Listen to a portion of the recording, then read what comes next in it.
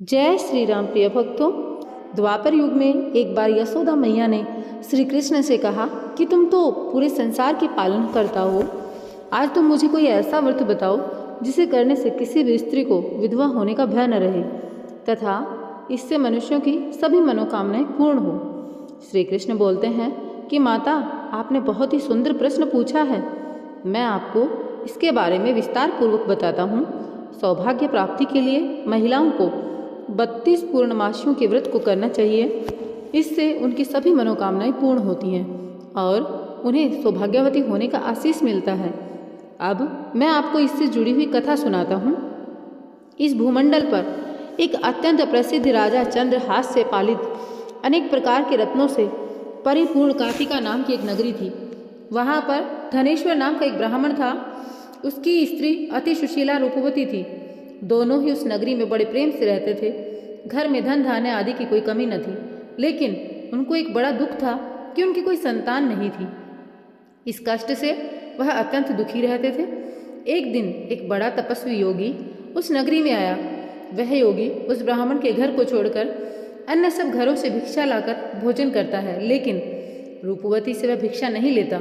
एक समय वह किसी अन्य घर से भिक्षा लेकर गंगा के किनारे भिक्षान्न को प्रेम पूर्वक खा रहा था। तभी धनेश्वर ने योगी को देखा और अपनी भिक्षा के अनादर से दुखी होकर योगी से पूछा, महात्मन, आप सब घरों से भिक्षा लेते हैं परंतु मेरे घर की भिक्षा कभी नहीं लेते, इसका क्या कारण है? योगी ने कहा कि निसंतान के घर से भीख पतितों के अन्न के तुल्य होती है। जो पतितों का अन्न खाता है वह भी पतित हो जाता है। चूंकि तुम निसंतान हो, अतः पतित हो जाने के भय से मैं तुम्हारे घर की भिक्षा नहीं लेता। धनेश्वर यह बात सुनकर अपने मन में बहुत दुखी हुआ। हाथ पैर जोड़कर योगी के पैरों में गिर गया। आर्तभाव से कहने लगा, हे महाराज, यदि ऐसा है तो आप मुझको पुत्र प्राप्ति का उपाय बताइए। आप सर्वज्ञ हैं, मुझ पर अवश्य ही कृपा करेंगे। धन की मेरे घर में कोई कमी नहीं, परंतु मैं पुत्र न होने के कारण अत्यंत दुखी हूँ। आप मेरे इस दुख का हरण करें, आप सामर्थ्यवान हैं। यह सुनकर योगी कहने लगे, हे ब्राह्मण, तुम चंडी देवी की आराधना करो। घर आकर उसने अपनी स्त्री से सब वृतांत कहा। स्वयं तप के निमित्त वन में चला गया। वन में जाकर उसने चंडी देवी की उपासना की और उपवास किया। चंडी देवी ने 16वें दिन उसको स्वप्न में दर्शन दिए और कहा, हे धनेश्वर, तुझे पुत्र होगा, परंतु वह 16 वर्ष की आयु में ही मृत्यु को प्राप्त हो जाएगा। यदि तुम दोनों पति पत्नी 32 पूर्णमासियों का व्रत विधि पूर्वक करोगे तो वह दीर्घायु को प्राप्त होगा। जितनी तुम्हारी सामर्थ्य हो उतने आटे के दिए बनाकर शिवजी भगवान का पूजन करना और पूर्णमासी का व्रत रखना। प्रातःकाल होने पर इस स्थान के समीप ही तुम्हें एक आम का वृक्ष दिखाई देगा। उस पर चढ़कर एक फल तोड़कर शीघ्र अपने घर चले जाना और अपनी स्त्री से सब वृतांत कहना। जब वह श्री शंकर जी का ध्यान करके उस फल को खाएगी तब भगवान शंकर की कृपा से वह गर्भवती हो जाएगी। जब वह ब्राह्मण प्रातःकाल उठा तो उसने उस स्थान के पास एक आम का वृक्ष देखा जिस पर एक आम का फल लगा हुआ था। उस ब्राह्मण ने उस आम के वृक्ष पर चढ़कर उस फल को तोड़ने का प्रयत्न किया, परंतु कई बार प्रयत्न करने पर भी वह वृक्ष पर न चढ़ पाया। तब उस ब्राह्मण को बड़ी चिंता हुई। वह विघ्न विनाशक श्री गणेश जी की वंदना करने लगा और बोला, हे दयानिधे, अपने भक्तों के विघ्नों का नाश करके उनके मंगल कार्यों को करने वाले, दुष्टों का नाश करने वाले, रिद्धि सिद्धि को देने वाले, आप मुझ पर कृपा करके इतना बल दे कि मैं अपने मनोरथ को पूर्ण कर सकूं। इस प्रकार श्री गणेश जी की प्रार्थना करने पर उनकी कृपा से धनेश्वर वृक्ष पर चढ़ गया और उसने एक अति सुंदर आम का फल देखा। उसने विचार किया कि जो वरदान से फल मिला था वह यही है और कोई फल दिखाई नहीं देता। उस धनेश्वर ब्राह्मण ने जल्दी से उस फल को तोड़कर अपनी स्त्री को लाकर दे दिया। उसकी स्त्री ने अपने पति के कथन अनुसार उस फल को खा लिया। इसके पश्चात वह गर्भवती हुई। देवी जी की असीम कृपा से उसे एक अत्यंत सुंदर पुत्र की प्राप्ति हुई जिसका नाम उन्होंने देवीदास रखा। माता पिता के हर्ष एवं शोक के साथ वह बालक शुक्ल पक्ष के चंद्रमा की भांति बढ़ने लगा। भवानी की कृपा से वह बालक बहुत ही सुंदर, सुशील और पढ़ने में बहुत निपुण हो गया। चंडी देवी की आज्ञा अनुसार उसके माता पिता ने 32 पूर्णमासी का व्रत रखना प्रारंभ किया जिससे उनका पुत्र दीर्घायु हो। 16वां वर्ष लगते ही देवीदास के माता पिता को बड़ी चिंता हुई कि कहीं उनके पुत्र को इस वर्ष मृत्यु न हो जाए। इसलिए उन्होंने मन में विचार किया कि यदि यह दुर्घटना उनके सामने हो गई तो वे कैसे सहन कर सकेंगे। उन्होंने देवीदास के मामा को बुलाया और कहा, हमारी इच्छा है कि देवीदास 1 वर्ष तक काशी में जाकर विद्या अध्ययन करे। हम उसको अकेला भी नहीं छोड़ना चाहते, इसलिए साथ में तुम चले जाओ। एक वर्ष के पश्चात वापस लौट आना। सब प्रबंध करके उसके माता पिता ने काशी जाने के लिए देवीदास को एक घोड़े पर बैठाकर उसके मामा के साथ विदा कर दिया। धनेश्वर ने अपनी पत्नी के साथ अपने पुत्र की मंगल कामना तथा दीर्घायु के लिए भगवती दुर्गा की आराधना एवं पूर्णमासियों का व्रत करना प्रारंभ कर दिया। इस प्रकार उन्होंने 32 पूर्णमासी के व्रत पूरे किए। कुछ समय पश्चात एक दिन वह दोनों मामा और भांजा मार्ग में रात्रि बिताने के लिए इस ग्राम में ठहरे। उसी दिन उस गांव में एक ब्राह्मण की अत्यंत सुंदरी, सुशीला, विदुषी और गुणवती कन्या का विवाह होने वाला था। जिस धर्मशाला के अंदर वर और उसकी बारात ठहरी थी, उसी धर्मशाला में देवीदास और उसके मामा भी ठहरे थे। संयोगवश कन्या को तेल आदि चढ़ाकर मंडप आदि का कृत्य किया जा रहा था, लेकिन लग्न के समय वर को धनुर्वात अर्थात एक ऐसा वायु रोग जिसमें शरीर धनुष की तरह झुककर टेढ़ा हो जाता है, वह हो गया।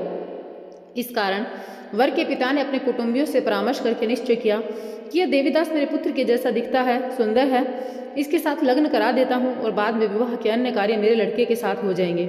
ऐसा सोचकर उन्होंने देवीदास के मामा से जाकर बोला, तुम थोड़ी देर के लिए अपने भांजे को हमें दे दो, जिससे विवाह के लग्न के सारे कार्य सुचारू रूप से हो सके। तब उसका मामा कहने लगा, जो कुछ भी कन्यादान के समय वर को मिले वह सब हमें दिया जाए तो मेरा भांजा इस बारात का दूल्हा बनेगा। यह बात वर के पिता ने स्वीकार कर ली और उसने अपने भांजे को वर बनने के लिए भेज दिया। उसके साथ सब कार्य रात्रि में विधि पूर्वक संपन्न हुए। पत्नी के साथ वह भोजन न कर सका और अपने मन में सोचने लगा कि न जाने यह स्त्री कैसी होगी। वह एकांत में इसी सोच में पड़ गया। उसकी आंखों से आंसू आ गए। तब वधु ने पूछा कि क्या बात है, आप इतने उदासीन व दुखी क्यों हैं? तब उसने सारी बातें जो वर के पिता व उसके मामा में हुई थी उस वधु को बता दी। तब कन्या कहने लगी, यह ब्रह्म विवाह के विपरीत कैसे हो सकता है? देव, ब्राह्मण और अग्नि के सामने मैंने आपको ही अपना पति बनाया है, इसलिए आप ही मेरे पति हैं। मैं आपकी ही पत्नी रहूंगी, किसी अन्य की कदापि नहीं। तब देवदास ने कहा, ऐसा मत करिए, क्योंकि मेरी आयु बहुत कम है। मेरे पश्चात आपकी क्या गति होगी, इन बातों को अच्छी तरह से विचार करो। परंतु वह दृढ़ विचार वाली स्त्री थी। बोली कि जो आपकी गति होगी वही मेरी होगी। हे स्वामी, आप उठिए, भोजन करिए, आप निश्चय ही भूखे होंगे। उसके बाद देवीदास और उसकी पत्नी दोनों ने भोजन किया। शेष रात्रि वे सोते रहे। प्रातःकाल देवीदास ने अपनी पत्नी को 3 नगों से जड़ी हुई एक अंगूठी दी, एक रुमाल दिया और बोले, हे प्रिय, इसे लो और संकेत समझकर स्थिर चित हो जाओ। मेरा मरण और जीवन जानने के लिए एक पुष्प वाटिका बनाओ, उसमें सुगंधी वाली एक नव मल्लिका लगा लो, उसको प्रतिदिन जल से सींचो, आनंद के साथ खेलो कूदो, उत्सव मनाओ। जिस दिन मेरा प्राणांत होगा वे फूल सूख जाएंगे और जब वे फिर हरे हो जाएं तो जान लेना कि मैं जीवित हूँ। यह समझाकर वह चला गया। प्रातःकाल होते ही वहां पर गाजे बाजे बजने लगे। जिस समय विवाह के कार्य समाप्त करने के लिए वर तथा बाराती मंडप में आए तो कन्या ने वर को भली भांति से देखकर अपने पिता से कहा, यह मेरा पति नहीं है। मेरा पति वही है जिसके साथ मेरा पाणी ग्रहण हुआ था, इसके साथ मेरा विवाह नहीं हुआ। यदि यह वही है तो बताए कि मैंने इसको क्या दिया। मधु पर और कन्यादान के समय जो मैंने भूषण आदि दिए थे उन्हें दिखाए तथा रात में मैंने क्या गुप्त बातें कही वह सब भी सुनाए। पिता के कथन अनुसार वर को बुलाया गया। कन्या की सब बातें सुनकर वह कहने लगा, मैं कुछ नहीं जानता। इसके पश्चात लज्जित होकर वहां से चला गया। सारी बारात भी अपमानित होकर वहां से चले गई। भगवान श्री कृष्ण कहते हैं, हे माता, इस प्रकार देवीदास काशी विद्या अध्ययन के लिए चला गया। जब कुछ समय बीत गया तो काल से प्रेरित होकर सर्प रात्रि के समय उसको डसने के लिए वहां पर आया। उस विषधर के प्रभाव से उसके शयन का स्थान चारों ओर से विष विषैला हो गया, परंतु व्रत के प्रभाव से वह उसको काट न पाया, क्योंकि पहले उसकी माता ने 32 पूर्णिमा का व्रत रखा था। इसके बाद मध्याह्न के समय स्वयं काल वहां पर आया। उसके शरीर से उसके प्राणों को निकालने का प्रयत्न करने लगा, जिससे वह मूर्छित होकर पृथ्वी पर पड़ पड़ा। भगवान की कृपा से उसी समय पार्वती जी ने भगवान शंकर वहां दोनों आए। उसको मूर्छित दशा में देखकर पार्वती जी ने भगवान शंकर से प्रार्थना की कि हे प्रभु, इस बालक की माता ने पहले ही 32 पूर्णिमा का व्रत किया है, जिसके प्रभाव से हे भगवान आप इसको प्राणदान दें। भवानी के कहने पर भक्त वत्सल भगवान शिव ने उसको प्राणदान दे दिया। इस व्रत के प्रभाव से काल को भी पीछे हटना पड़ा। देवीदास स्वस्थ होकर बैठ गया। उधर उसकी स्त्री उसके काल की प्रतीक्षा किया करती थी। जब उसने देखा कि उस पुष्प वाटिका में पुष्प कुछ भी नहीं रहे तो उसको अत्यंत आश्चर्य हुआ और वह जब पहले जैसे हरी भरी हो गई तो वह जान गई कि उसका पति जीवित है। यह देखकर वह बहुत प्रसन्न मन से अपने पिता से कहने लगी, पिताजी, मेरे पति जीवित हैं, आप उनको ढूंढना शुरू करो। जब 16वां वर्ष व्यतीत हो गया, देवीदास भी अपने मामा के साथ काशी से वापस आया। इधर उसके ससुर उसे ढूंढने के लिए अपने घर से जाने वाले थे। कि दोनों मामा भांजा वहाँ पर पहुँचे। देवीदास को आता देखकर उसका ससुर बड़ी प्रसन्नता के साथ अपने घर में ले आया। उस समय नगर के निवासी भी वहाँ इकट्ठे हो गए। सबने निश्चय किया अवश्य इस बालक के साथ इस कन्या का विवाह हुआ था। उस बालक को जब कन्या ने देखा तो पहचान लिया और कहा, यह तो वही है जो संकेत करके गया था। तदुपरांत सभी कहने लगे, भला हुआ जो यह आ गया। सब नगरवासियों ने आनंद मनाया। श्री कृष्ण जी कहते हैं, इस प्रकार धनेश्वर 32 पूर्णमासियों के व्रत के प्रभाव से पुत्रवान हो गया। जो भी स्त्रियां इस व्रत को करती हैं वे जन्म जन्मांतर के वैधव्य का दुख नहीं भोगती और सदैव सौभाग्यवशाली रहती हैं। यह मेरा वचन है, इसमें कोई संदेह नहीं। यह व्रत पुत्र पौत्रों को देने वाली तथा संपूर्ण मनोकामना को पूर्ण करने वाला है। 32 पूर्णमासियों के व्रत करने से व्रती के जीवन में सदैव सुख समृद्धि बनी रहती है। तो प्रिय भक्तों, इसकी व्रत कथा संपन्न होती है। आप लोगों को कहना चाहूँगी, वीडियो का अंत होने से पहले आप लोग कमेंट बॉक्स में लिख दीजिए, जय श्री राम।